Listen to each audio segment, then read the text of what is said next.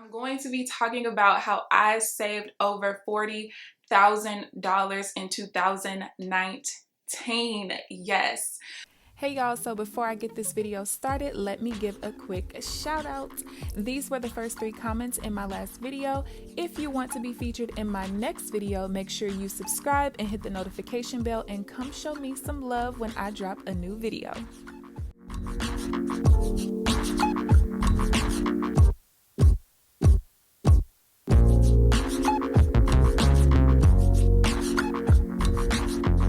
What's up, you guys? It's KeAmber Vaughn, aka CoachKe, coming back to you with another video. If you are new to my channel, welcome, and if you're not new, welcome back. Be sure to hit the subscribe button and also tap the bell so that you are notified of every new video that I post. So as you guys can tell by the title of this video, I'm going to be talking about how I saved over $40,000 in 2019. Yes.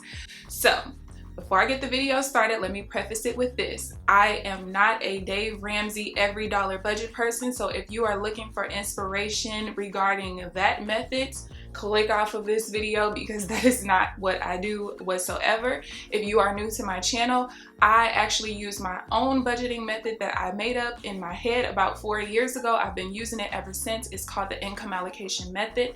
A lot of people who watch my videos on a monthly basis, they say, oh, well, your method is a little bit, more complicated because it takes one little extra step of math or one little extra step of a thinking process. But this is the thing. I feel like some people, not all, struggle when it comes to budgeting because they are not having to think. My method requires you to have that extra step of thinking, and when you have that extra step of thinking, you spend a little bit different, okay? That's just what it is, and I'm not saying anybody's method is wrong or right or works for everybody or doesn't work for everybody. I'm just stating things about my method, okay? That's that. Now, the other thing that I want to say is this. For some reason, people think that if they were to earn more money, because I am going to share with you guys my income, how much I saved, how much of that savings last year that I actually spent, and all of that good stuff. For some reason, people think that if they earned more money, they would be able to save more and pay off debt and spend a little bit better. And for most of you guys, that is not true. Why? Because you're going to take your habits with a $30,000 income into earning a $100,000 income, and you're going to spend the same exact way. Actually, worse, you might end up in a worse financial situation because you have more money to play with. You have more money to screw off. One person that I do watch occasionally on YouTube is Asia Dang, and one of the things that really kind of rubbed me the wrong way with people in her comment section is saying, well, if I had that much money, I'd be able to save that much money or pay that much money off in debt. And that's not necessarily true, because a lot of times for people, as their income grows, so does their expenses. And that's one thing you guys don't understand or realize, especially if you've never earned that kind of money that you see some of the YouTubers making who actually share their income and expenses and stuff with you. So that's that. So let's get into the numbers. So you're gonna see me look down a little bit because I am back in my old planner, because as you guys know, I have a savings and debt tracker at the back. Of course, I did not have any debt whatsoever. I will actually be 2 years debt free as of May of this year, 2020. Now, you guys can verify all of this, the numbers that I'm going to give you, by going back through my budget videos. Some of the videos I do have like budget closeouts or budget results for that month so that you can see all of this kind of in one place. Some of the months I didn't do it just because of timing. So I approximated last year that I earned about $57,000. Now, last year I spent about, I would say 24 weeks, so about 6 months doing travel nurse assignments. Now, during this particular time of that 6 months, I did have to pay rent and different things like that. I did have extra expenses because I was living on my own wherever I was. My first assignment was in California, and let me tell you, my rent for that little bitty room that I had was almost $1,700 a month. So even though my income was higher, I was taking home about $1,700 a week. As you guys can see based on those numbers, 1/4 or 25% of my income was going towards rent. So if you are somebody right now who does not earn $1,700 a week, week. If you look at whatever income that you earn, if your rent payments are about 25% of your rent payments, even though I was earning more, we're still spending about the same amount. So you have to look at things in ratios, okay? Now, when I was on my second travel assignment in Missouri, of course in Missouri, the cost of living is a lot different. So I believe that my rent was about $600 a month, and I was taking home about $1,400 a week. So if I divide, if I do 600 divided by 1,400, actually no, 1,400 times 4, 600 divided by that. So my rent was only about 11% of my income at that time. So things kind of changed. Now, while I was not on travel assignments, I was living back home with my parents, in which at that time I was only earning part-time income. I only worked 2 days a week at my nursing job, and I do not have rent payments. So at that point, sure, I no longer have rent, but my income has drastically reduced, okay? I'm only earning about not even half of what I was earning while I was in Missouri, and I don't even know, probably not even 40% of what I was earning in California. So again, as income changes, so does expenses. So let's get into it. In January and February were my highest months, as well as August. August was a little bit different. I'll talk to you guys about that once we get there. So in January, I saved $5,097.61. In February, I saved $7,257.72. In March, I saved $2,491.60. April, I saved $1,555.13. May, I saved $1,310.07. June, I saved $4,149.28. July, I saved $4,072.98. In August, I saved $8,529.77, and that is because I received a $4,000 investment check back from an investment that I made back in 2014.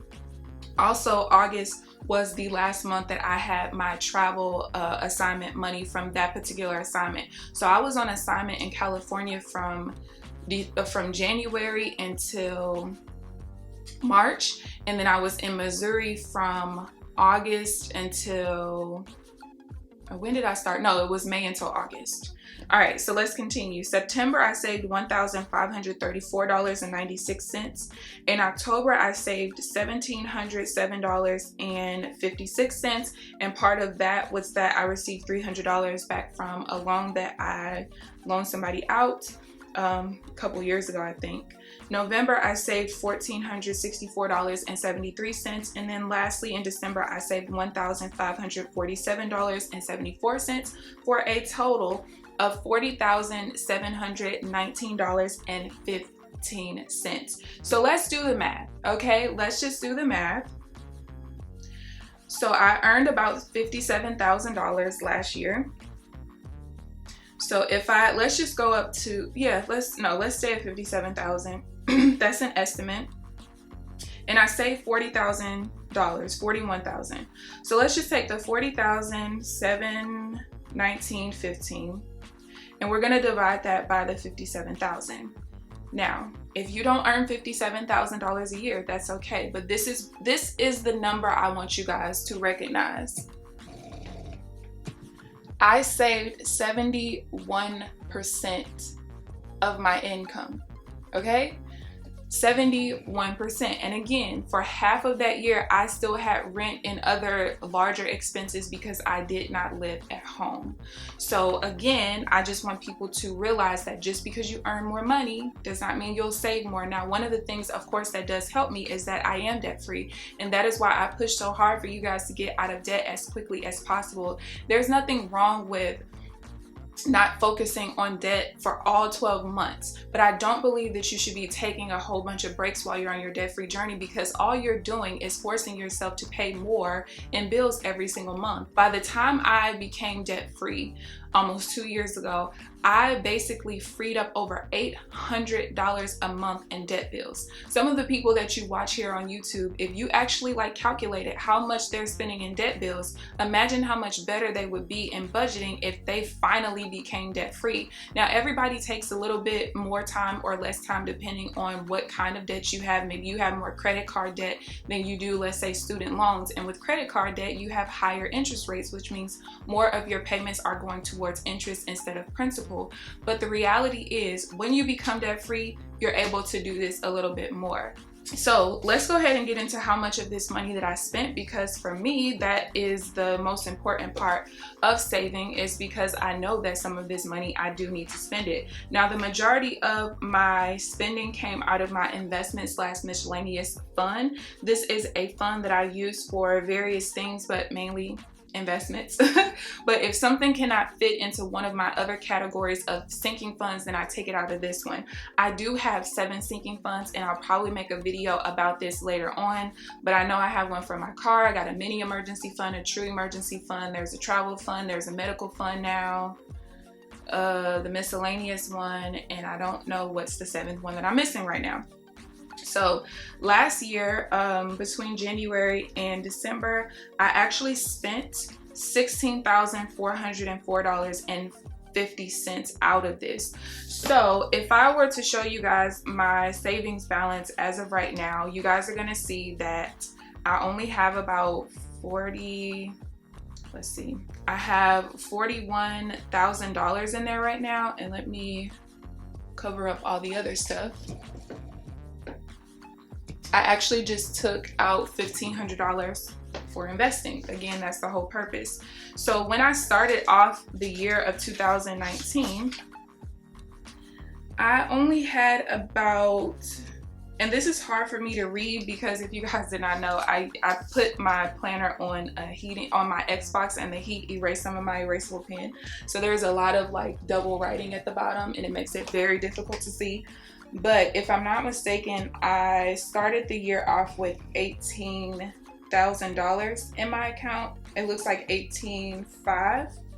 So if we do the math, if I do 18,500, I add the 40,719.15, that means I should have 59,000 in my account. But if I subtract the 16,404.50, that gives me about this. So yeah, we're about at that. And the only reason it's not more is because I've again taken out income. I've taken out money that's not included in this 16,000 because we're in a new year. So that's that, you guys. I'm actually really excited. I actually did not do the math as far as comparing how much I saved up to what my income was, because I don't know, I don't really track my income and stuff like that, mainly because it's like after I track it for that month, I track my expenses for that month, I don't think about it anymore. I move on to the next month. And it's not because I'm not thinking about my money, it's just, hey, that budget is closed out. I did what I did, I saved what I saved, I spent what I spent, and I kept it moving. So that really basically means that I only spent about $16,000 last year of my income, which there's probably a little bit of income that's not included in there, because I'm thinking about some of my income at the beginning of the year was business income that I took out, like I took out taxes. So once I took out the income that I sent over to taxes, I only counted like what the income was that came into my pockets. So even if I went up to, let's say, $65,000, I still saved a significant amount of my income. So let's just say 65%. That's still a pretty good feat. And I basically just do that by minimizing my expenses. I'm not necessarily a minimalist. I don't have a fear about not having money in my accounts or anything like that. It's just, I have everything that I want, but if I want something else, if I want to invest money, I just do it. I don't have to think about it. I don't have to check my accounts or anything like that. I just don't want for anything. I'm not somebody who cares about designer this or having to go on trips every other month, although I probably will be doing that this year. Yeah, my income will be significantly less this year because I will not be going on any travel assignments as I think. And also because I still only work part-time, and now my business income is completely separate from my personal income outside of whatever I earn on YouTube. I probably will, towards the middle of the year, start paying myself for my trading income, because it is my goal by the end of this year to not have to work at all if I do not want to. As of last year, I think in February is when I separated my business and personal income, but it took like another 3 months or so for me to completely separate it. So as of now, I literally only live off of my part-time income, and I'm okay with that. I don't spend a lot of money, and yeah, I'm good. So that is how I saved over $40,000 in 2019. My goal for this year, honestly, is not that high. I would probably say 10,000, just because I will probably earn only about, let's say, 35,000 take home, because the numbers that I gave you were take home as far as my income was. I didn't give you the gross because I don't see the gross, so that's whatever. But yeah, so maybe $10,000 is my goal this year. That's it. I'm not really tripping off of it. So yeah, if you guys have any questions whatsoever, feel free to leave them down below. Please thumbs up this video, subscribe if you haven't already, but other than that, I will see you guys in the next video. Bye guys.